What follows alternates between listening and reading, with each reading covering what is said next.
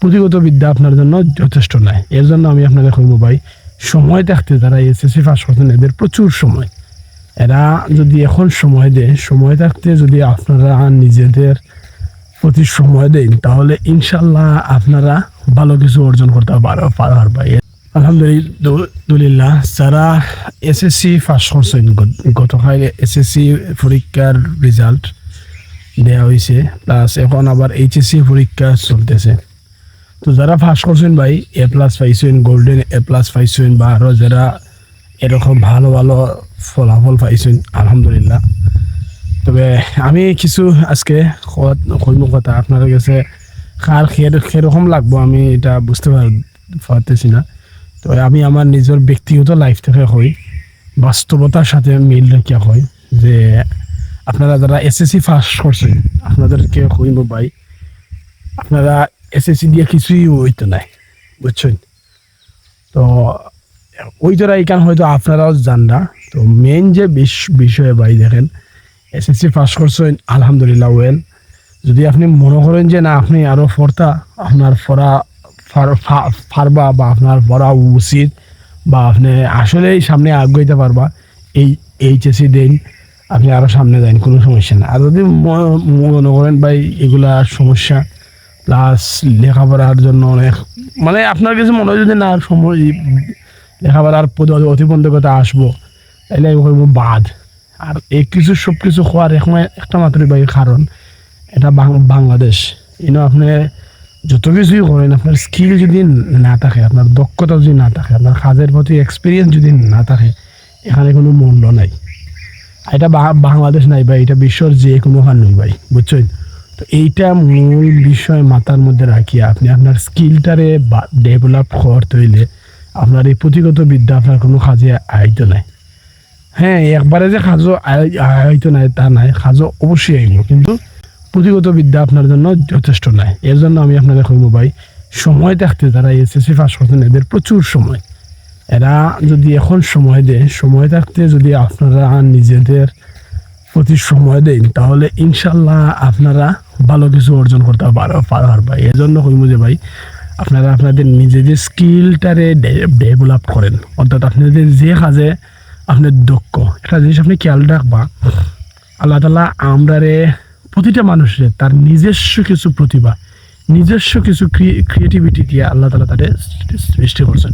আপনি হয়তো কম্পিউটারও পারদর্শী, আপনি যে কোনো একটা বিষয়ে আপনি অবশ্যই আপনার একটা আগ্রহ থাকবো, ওইটাই হচ্ছে স্কিল, ওইটাই হচ্ছে আপনার কাজের প্রতি আগ্রহ। আপনার যে কোনো একটা বিষয়ের প্রতি আপনার কাজে থাকবেই, এটাই স্বাভাবিক, মানুষ মাত্রই এরকম।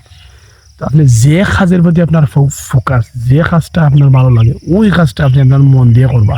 প্লাস আপনার গার্জিয়ানকে কইবা যে দেখো, আমি লেখাপড়া করিয়া হয়তো তুমি তারার ইচ্ছা থাকে, অনেক সময় মা বাবার ইচ্ছা থাকে যে ছেলে এই সে এই, তুমি তোমার মতটা এক সময় হইতাই। এখন তুমি আস্তে আস্তে বুঝবাই, যারা এসএসসি পাস করছে এরা মোটামুটি এখন নিজের বুঝটা বুঝে। আর এখন করবাই জেনজি যুগের মানুষ, এরা না বোঝার কিছুই নাই। তো এখন তুমি তাই করা লাগবে যে দেখো, আমার এই জিনিসের প্রতি আগ্রহ, এটা আমার করা দরকার, এবং মা বাবারে প্রুভ করা লাগবে। হুদাই আই দুইটা খাইলে এটা করিয়া বাই লাইফ শেষ। আর একটা মোস্ট ইম্পর্টেন্ট এই সময় ভাই উঠতি বয়স, বুঝছেন? ফুয়াইনরে কইরাম ভাই ফরিন্তর ফিসে গড়িও না, আর ফুরিনরে কইরাম ভাই ফুয়াইন্তর ফিসে উদাও করিও না। এই সময়টা যদি নষ্ট করো, এক সময় আইয়া খালি আফসুস ছাড়া কিছুই নাই। এখন 2025 হইয়া যখন তুমি 10 বছর হয়ে যাব তোমার এসএসসি দেওয়ার, তখন কইবা হায় রে, আমি তো কিচ্ছুই নাই, সেই 25 যে আমি এখন ওরতা। তো ভাই আমি আমার নিজের এক্সপিরিয়েন্সটাই হইলাম যে আপনারা আপনাদের কর্মদক্ষতা দিয়ে, নিজের স্কিলটা দিয়ে নিজের পরিচয় করেন। এগুলা লেখাপড়া করিয়া যে মনে করেন যে আমি অনার্স মাস্টার্স করিয়া এই করে দিম, সেই করে দিব, এটা দিন নাই। এমনও আছে, আমি হইলাম নাই, এমনও আছে আমার ক্লোজ কিছু মানুষ পাবলিক ভার্সিটিতে গিয়া মাস্টার্স কমপ্লিট করিয়া বিদেশ গেছে। আমি যদি তারে প্রশ্ন করি, ভাই তুই মাস্টার্স কমপ্লিট করে গেলে বেলে বিদেশ, আমার হয় ভাই ফেটর দায় গেছি। তো এটা অনেক বড় একটা কথা ভাই, বুঝছেন? এই জন্য বললাম যে আপনি আপনার নিজের স্কিলের প্রতি ফোকাস দেন, নিজের স্কিলটা বাড়াইন, দেখবেন ইনশাল্লাহ এখান থেকে ভালো কিছু অর্জন করা সম্ভব।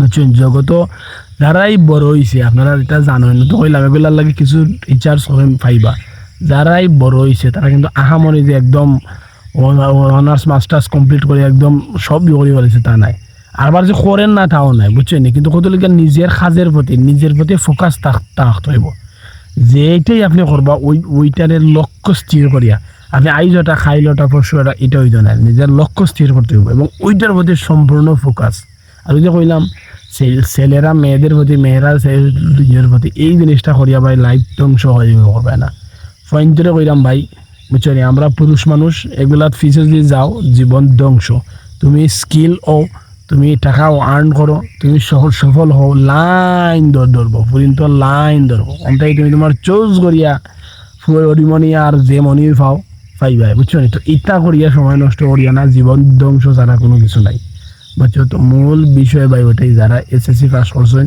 তারা যদি আলহামদুলিল্লাহ ভালো কিছু অর্জন করেন তাহলে ওকে আর যদি ভাই সম্ভব হয় না বাদ লেখাপড়া এইখানে স্টপ যা করছেন আলহামদুলিল্লাহ নিজের জন্য এটি যথেষ্ট আর একটা লাস্ট কথা কইলে এটা হইলে গিয়া ভুলেও এই জিনিসটা করিও না যে আমি অত পাইতাম অত পাইছি না আর আমি বুঝছেন নি এই জিনিসটা করিও না এটা করিয়া নিজের জীবনরে তুচ্ছ করিও না বুঝছো ভাই তুমি এই কাগজের ফাত্তার লাগে তুমি আইছ না আল্লাহ তাআলা তোমারে এখানে পাঠাইছেন অবশ্যই আল্লাহ তাআলার একটা হিকমত আছে আল্লাহ তাআলার একটা ইচ্ছা আছে তোমার জন্য অপার সম্ভাবনা আছে তো এটারে কাজে লাগাও ভাই হুদাই সময় নষ্ট হয়ে যায় নিজের জীবনটা ধ্বংস করে না ঠিক আছে আজকের মতো এই পর্যন্ত আসসালামু আলাইকুম